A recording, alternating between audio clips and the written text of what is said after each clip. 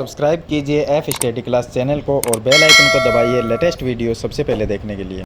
Hello friends, चलिए आज हम कक्षा 10 गणित का चैप्टर नंबर 2 जिसका नाम है बहुपद और प्रश्नावली 2.2 का प्रश्न नंबर 2 इस वीडियो में हल करेंगे। पीछे वाली वीडियो में मैंने आपको इसका प्रश्न नंबर जो 1 है वो बता दिया था। अगर वो आपने अभी तक नहीं देखा तो इस वीडियो की डिस्क्रिप्शन में आपको प्ले लिस्ट का लिंक मिलेगा, उस पर क्लिक करके आप पीछे वाली वीडियो देख सकते हैं। तो चलिए हम प्रश्न नंबर 2 को हल करते हैं। तो आप वीडियो को लाइक और चैनल को सब्सक्राइब जरूर करिए ताकि ऐसी वीडियो आपको आगे भी मिलती रहे। तो देखिए यहाँ पर हमें दिया गया है कि एक द्विघात बहुपद ज्ञात करना है, यानी द्विघात बहुपद बनाना है हमें, जिसके शून्यकों का योग और गुणनफल क्रम से दी गई संख्याएं हैं। पीछे वाले क्वेश्चन में हमने क्या किया था कि हमें एक द्विघात बहुपद दिया गया था, तो उसके हमने शून्य ज्ञात किए थे और शून्यकों की जांच की थी। यहाँ पर हमें शून्य पहले से ही दिए गए हैं, तो इनसे वापस हमें एक द्विघात बहुपद है वो बनाना है। अब कैसे बनाते हैं वो मैं आपको बताता हूँ। यहाँ पर देखिए प्रश्न नंबर 1, क्वेश्चन नंबर 1 का हल देखिए। यहाँ पर इसने लिखा है कि शून्यांकों का योग। अब यहाँ पर प्रश्न नंबर 1 में हमें दिया गया 1/4 और कोमा में दिया गया है 1। यहाँ पर दो संख्याएं दी गई है। इसने लिखा है कि जिनके शून्यांकों का योग तथा गुणनफल, यानी कि 1/4 है ये तो शून्यकों का योग है और जो 1 है वो गुणनफल है शून्यकों का। तो हम लिखेंगे कि देखिए जांच करते हैं तब लिखते हैं ये हम। तो शून्यांकों का योग, शून्यांकों का योग जो होता है वो हमें दिया गया 1/4, तो मैं 1/4 लिखता हूँ। और एक शून्यकों का योग, उसका सूत्र है शून्यांकों का योग बराबर होता है माइनस में b/a, ये होता है, ये सूत्र है। अब दूसरा दिया गया है ये शून्यांकों जो 1 है वो शून्यकों का गुणनफल है, तो हम शून्यकों का गुणनफल बराबर लिखते हैं, शून्यकों का गुणनफल बराबर में हम 1 लिखेंगे क्योंकि हमें गुणनफल 1 दिया गया है। लेकिन गुणनफल का जो सूत्र होता है वो क्या होता है, सूत्र होता है वो होता है c/a, ये होता है। यहाँ पर एक चीज़ का आपको ध्यान रखना है कि b के सामने जो संख्या है वो b का मान, a के सामने जो संख्या है वो a का मान। लेकिन यहाँ पर देखा जाए तो c के सामने 1 है तो वो c का मान है, लेकिन इसके बट्टे में a का मान नहीं है। तो हम क्या करेंगे, यहाँ पर ये 1 है इसको मैं a की लिख देता हूँ और इसके बट्टे में a का मान क्या लिखें, तो यहाँ पर जो a का मान 4 है वो ही 4 हम इस a की जगह यहाँ पर a के सामने लिखेंगे। लेकिन यहाँ पर हमने अपनी मर्जी से अगर 4 लिख दिया तो इसके गुणा में ऊपर भी वो 4 लिखना पड़ेगा। अगर नीचे 5 लिखते तो गुणा में ऊपर 5 लिखना पड़ता इस 1 के। अब क्या आएगा, अब देखिए 4 को जब 1 से गुणा करेंगे तो ये 4 आएगा, बटे में ये 4 आ गया। 4 में अगर 4 का भाग देते हैं तो ये 1 आता है। इसका मतलब इस रूप में इसको लिखना पड़ेगा। क्यों लिखना पड़ेगा, क्योंकि हमें a और c का मान चाहिए। तो c का मान अब 4 हो गया, a का मान भी 4 हो गया। यहाँ पर b का मान है वो 1 है, लेकिन ये माइनस है तो माइनस में 1 हो जाएगा, और a का मान है वो 4 हो गया। तो a का मान दोनों तरफ बराबर रहेगा, यहाँ पर भी 4 है तो यहाँ पर भी a का जो मान है वो 4 ही रहेगा। तो अब हम देखिए हमने a b c के मान निकाल लिए। हमारा जो बहुपद होता है वो मैं आपको बताता हूँ किस टाइप का होता है। बहुपद होता है ax² प्लस में bx प्लस में c, इस टाइप का हमारा बहुपद। ये एक व्यापक रूप है बहुपद का, द्विघात बहुपद का। तो a बराबर हम लिखेंगे, a का मान कितना 4, यहाँ पर भी 4 है और यहाँ पर भी 4 है, तो a का मान 4 आ गया। चलिए b का मान कितना है, b के सामने 1 है लेकिन ये माइनस है तो -1 हो जाएगा, b का मान -1। और जो c है उसका मान आ जाएगा, ये c है तो इसके सामने 4 है तो c का मान आ गया 4। अब ये जो बहुपद है इसके अंदर हम a b और c का मान लिख देंगे तो एक बहुपद बन जाएगा। तो हमारा जो बहुपद है वो है ax² प्लस में bx और प्लस में c।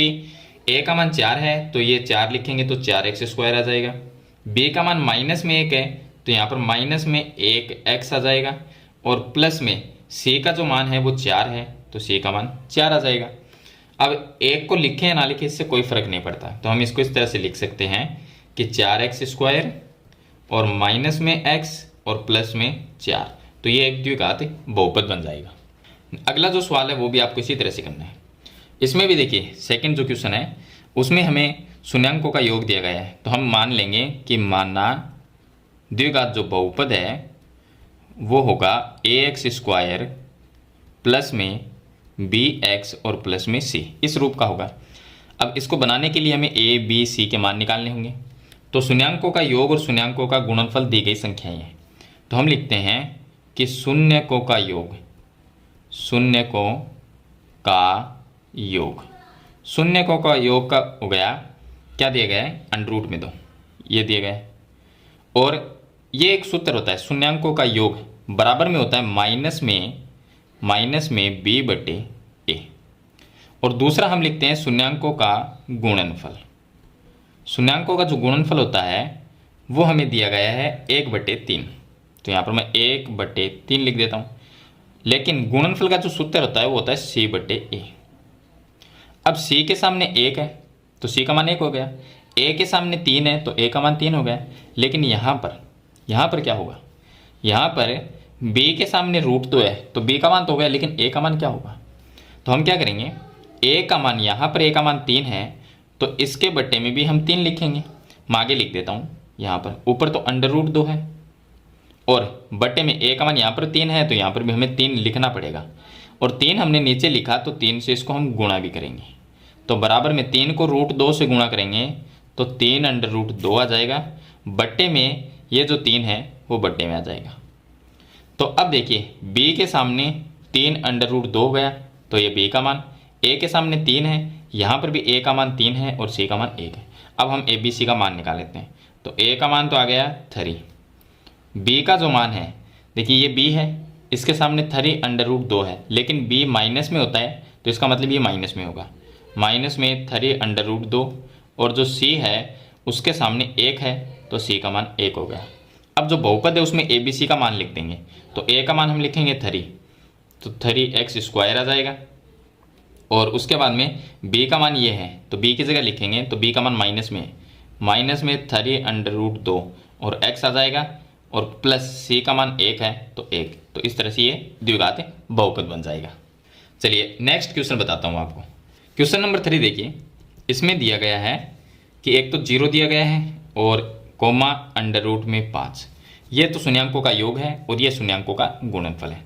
तो हम बहुपद मान लेंगे कि माना द्विघात जो बहुपद है वो किस रूप का होता है, वो होता है ax² प्लस में bx और प्लस में c, इस रूप का होता है। तो पहले हम लिखेंगे शून्यांकों का योग।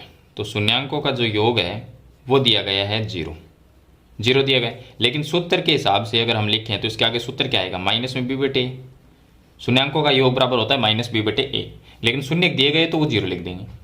और दूसरा होता है शून्यांकों का गुणनफल। शून्यांकों का जो गुणनफल होता है वो हमें अंडर रूट 5 दिया गया है, अंडर रूट में 5। और सूत्र के हिसाब से लिखें तो सूत्र क्या आएगा इसका, c/a होता है तो c/a लिख देंगे।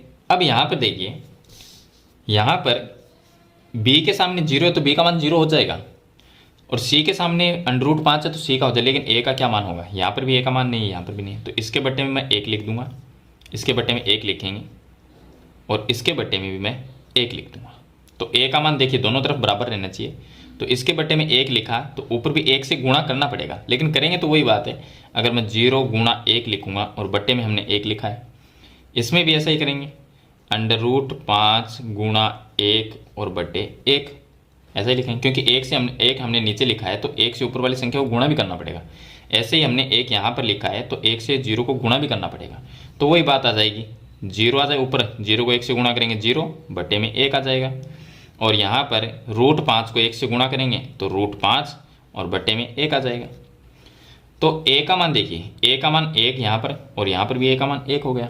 तो a बराबर तो हम लिखेंगे 1 और b का जो मान है, b के सामने देखिए ये b है, इसके सामने 0 है, लेकिन b माइनस में होता है तो -0 लिखें या +0 लिखें उससे कोई फर्क नहीं पड़ता, 0 ही होता है। और c का जो मान है, c के सामने अंडर रूट में 5 है तो c का मान हो गया अंडर रूट 5। अब a b c का मान इस बहुपद में रखेंगे तो a का मान मैं 1 रखूँगा a की जगह तो 1x² आएगा तो उसको x² ही लिख सकते हैं। और b का मान मैं यहाँ पर 0 लिखता हूँ तो 0 को x से गुणा करेंगे तो प्लस में 0 गुणा x ये आ जाएगा। और प्लस c का जो मान रखेंगे वो अंडर रूट में 5 रखेंगे, ये रखेंगे। अब इसको हम ऐसा लिख सकते हैं कि x² और 0 को x से गुणा करूँगा ये पूरा पद 0 हो जाएगा, तो 0 लिखने का कोई मतलब नहीं है, तो प्लस में रह जाएगा अंडर रूट में 5। तो ये एक द्विघात बहुपद आ जाएगा। चलिए अगला सवाल हल करते हैं, क्वेश्चन नंबर इसका 4। क्वेश्चन नंबर 4 में हमें दिया गया है 1 और 1, 1,1 ये दिए गए। यानी कि शून्यांकों का योग और गुणनफल दी गई संख्या है। तो यहाँ पर हम मान लेते हैं कि माना बहुपद जो है, बहुपद है वो ए एक्स स्क्वायर प्लस में बी एक्स प्लस में सी के रूप का होता है।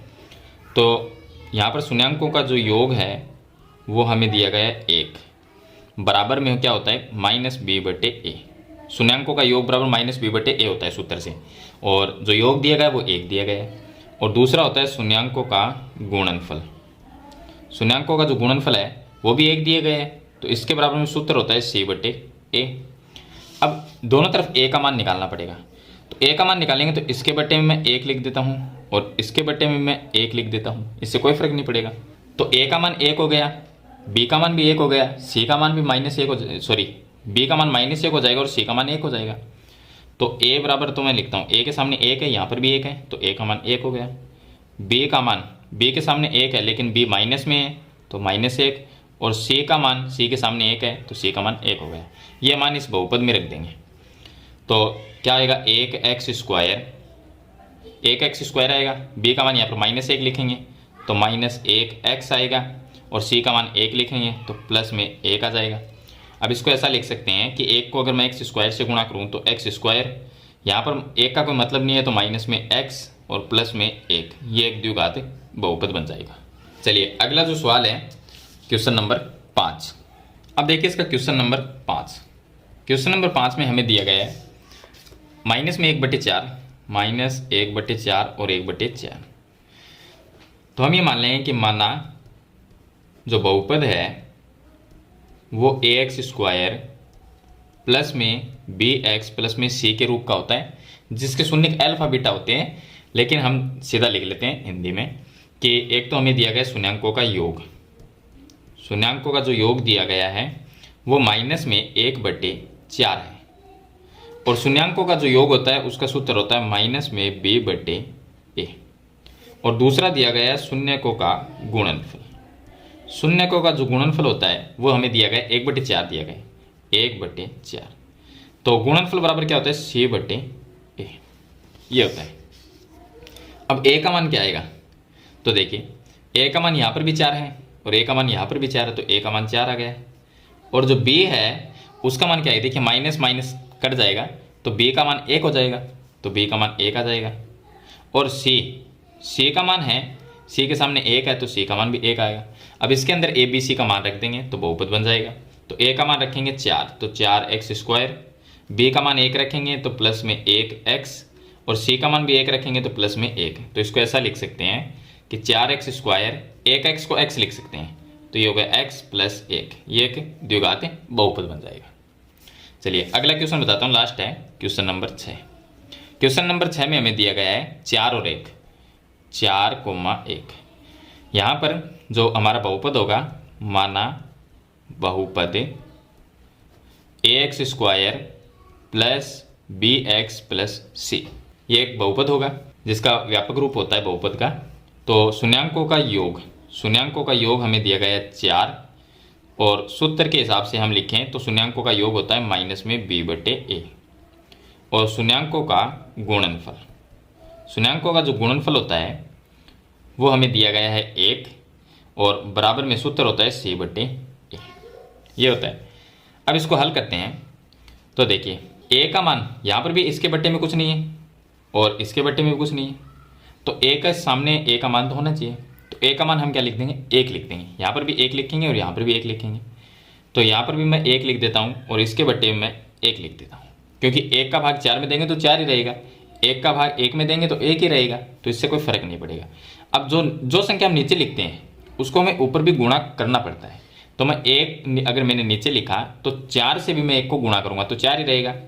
यहाँ पर 1 मैंने नीचे लिखा तो ऊपर भी गुणा में 1 लिखूंगा और दोनों को गुणा करूँगा तो वापस 1 आएगा। आप लिखने के लिए यहाँ पर लिख सकते हैं आप। तो अब देखिए, अब ABC का मान निकालते हैं। तो A का मान 1 हो गया और B का मान है, B माइनस में होता है तो यहाँ पर 4 है तो माइनस में 4 हो जाएगा, और जो C है उसका मान 1 हो जाएगा। तो बहुपद क्या बनेगा, ABC का मान रख देते हैं। तो A का मान 1 रखना है तो 1x स्क्वायर, B का मान माइनस में 4 रखना है तो -4x, C का मान 1 रखना है तो प्लस में 1। तो ये बहुपद 1x स्क्वायर को x स्क्वायर लिख सकते हैं, माइनस में 4x और प्लस में 1, तो इस तरह से एक द्विघात बहुपद बन जाएगा। तो ये था इसका क्वेश्चन नंबर 2, जिसमें हमें शून्यांकों का योग और शून्यांकों का गुणनफल दिया गया था और उनसे हमें एक बहुपद है वो बनाना था, यानी बहुपद है वो ज्ञात करना था। मेरे ख्याल से ये क्वेश्चन आपको समझ में आ गया होगा। फिर भी इसके बारे में कोई सवाल या सुझाव तो मुझे कमेंट बॉक्स में ज़रूर लिखना। आपको किस प्रश्नावली के क्वेश्चन का सॉल्यूशन चाहिए वो भी मुझे कमेंट बॉक्स में ज़रूर बताना। तो आज की वीडियो में इतना ही, मिलते हैं एक नई वीडियो के साथ, तब तक के लिए थैंक यू।